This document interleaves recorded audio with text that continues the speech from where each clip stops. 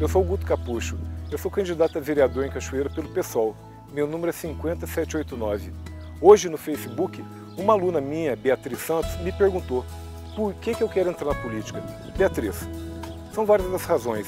A primeira é que eu gosto de política, eu gosto da boa política, eu gosto da discussão política. Segundo, minha militância é muito antiga em Cachoeira. Aos 15 anos já entregava jornal para o PDT, aos 18 ajudei a fundar o PV.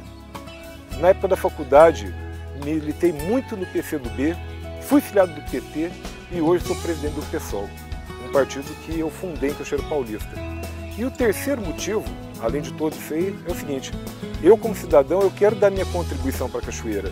Eu quero fazer um governo bom dentro da Câmara, governando para todo mundo, não só para rico, não só para pobre, para todos. É isso aí. Até 7 de outubro.